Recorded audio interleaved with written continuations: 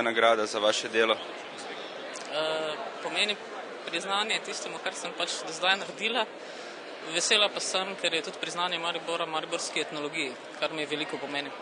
Kakšni so pa projekti, kakšne projekte načrtujete povezane z Mariborom? Trenutno sicer nimam kakih čisto vsebinsko zasnovanih projektov, ampak sigurno se bom še naprej ukvarjala z etnologijo Maribora, ker me je to vedno veselilo. Kakšna je vaša posebnost, zakaj ste tako uspešni? Težko bi to presodil. To ne presodi publika, jaz rečem našo uspešnost. Ne. Publika je že presodila. Jaz mislim, da je pač moto oziroma ključ vsega verjetno samo vztrajnost. Ne, delo in vztrajnost seveda brez talenta ni nič, ampak če ne vztrajaš, pa se potem nikoli ne pokaže. Se vaša glasba, vaše delo bolj ceni pri nas ali v tujini? Vse po svojem. Zdaj to je pač en specifična oblika, godalni kvartet, ki je, bi lahko rekel, tudi precej zahtevna v klasični glasbi. Tu je en specifični krog občinstva, ki spremlja to, mogoče tudi gre to za en krog poznavalcev.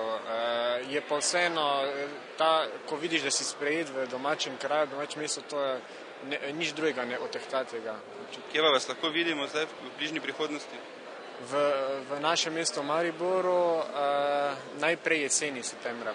Je takšno priznanje motiv ali mogoče kak pritisk ob vseh teh pričakovanjih? Ne, jaz v bistvu pričakovanja so bila pred 20 leti, ko sem šele začenjala svojo umetniško pot, sedaj pa je nagrada v bistvu eno potrdilo, da je to, kar počnem tudi v mojem okolju, prepoznano in sem seveda zelo vesela. Na kateri projekt ste pa najbolj ponosni, imate mogoče kakšnega, pa vam je najbolj pri srcu? V bistvu to so kot otroci, ne? Z vsakim si posebej povezan, težko bi izpostavila. Je pa res, da so seveda tisti, ki so nastali v zadnjih letih, meni se da nekako tudi idejno bližji, zagotovo je Spixodi takšen, ki ga imam zelo rada, tudi predstava iz Veka Veko, ki je bila letos nagrajena, je taka, ki pravzaprav sodi v en moj pomembnejši del opusa. Kaj lahko pričakujemo v prihodnje? Lahko pričakujemo, da bo v ponedeljek koncert in v torek v Mariboru v SNG dvorani za na Juriš in Domut in kasneje veliko gostovanj v tem letu. Kako je kulturno dogajanje, umetnost razvita na našem področju in kakšna je prihodnost? Mislite v Mariboru? V Mariboru, tako.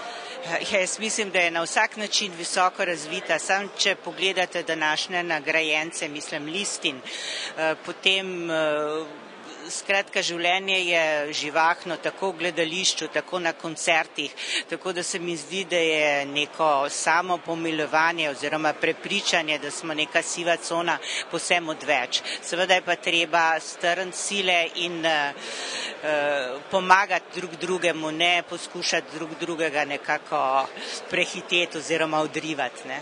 Še povede, kakšna je povezava, kako vi vidite povezavo med vami in Mariborom kot kulturno prestolnico? Jaz mislim, da bi bila lahko umetnostna galerija eno izmed pomembnih žarišč dogajanja v času kulturne prestolnice, ker konec koncev je v umetnostni galeriji možnost, da se pokaže, kaj se dogaja doma, da se pripravijo projekti naših domačih umetnikov in da se hkrati pritegne tudi umetnost iz pač širše Evrope in se nekako sooči oboje.